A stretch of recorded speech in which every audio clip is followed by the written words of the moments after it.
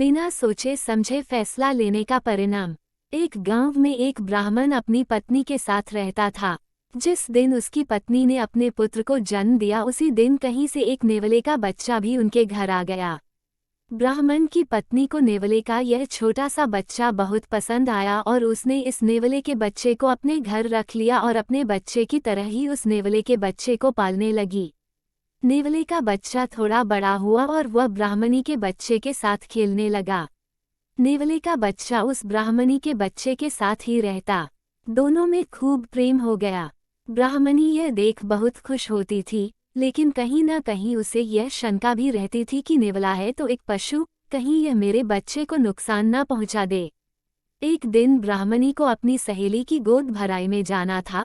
उसने अपने पति से बच्चे की निगरानी करने को कहा और चली गई। ब्राह्मण अपने पुत्र के पास बैठ गया। तभी उस नगर के राजा का सिपाही ब्राह्मण के घर आया और उसने राजा के महल में पूजा अनुष्ठान के लिए निमंत्रण दिया। यह सुन ब्राह्मण दुविधा में पड़ गया।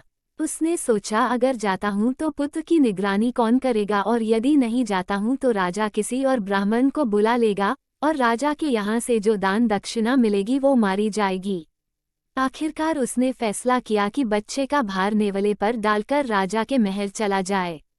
ब्राह्मण के जाने के बाद न जाने कहाँ से एक काला सांप ब्राह्मण के घर आ गया और अपना फन उठाए बच्चे की तरफ देखने लगा।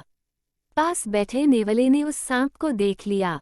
जैसे ही सांप बच्चे के नजदीक पहुंचा, नेवला फुर्ती से उस सांप पर टूट पड़ा और उसका सर अपने मुंह में दबाकर उसे यमलोक पहुंचा दिया। संयोग से उसी समय ब्राह्मण और ब्राह्मणी दोनों भी वापस आ गए। नेवले ने जब दोनों को आता देखा तो वह ब्राह्मणी के पास आ गया और अपनी स्वामी भक्ति को दिखाने के लिए उछलने कूदने लगा। ब्राह्मणी ने जब देखा कि नेवले का मुंह खून से सना हुआ है तो उसे संदेह हो गया कि जरूर इस दुष्ट ने मेरे बच्चे को खा लिया है, और उसने बिना सोचे समझे दरवाजे के पास रखे डंडे से 2-3 जोरदार प्रहार किए और नेवले का मार डाला। जब ब्राह्मणी और ब्राह्मण दौड़कर अपने पुत्र के पास पहुंचे तो देखा कि बच्चा तो खुशी खुशी अपने पालने में खेल रहा है और पास में मरा हुआ एक काला सांप पड़ा है।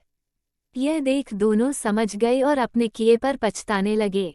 बिना सोचे समझे फैसला लेने का परिणाम आपको कैसी लगी, कृपया कमेंट के माध्यम से अवश्य बताएं।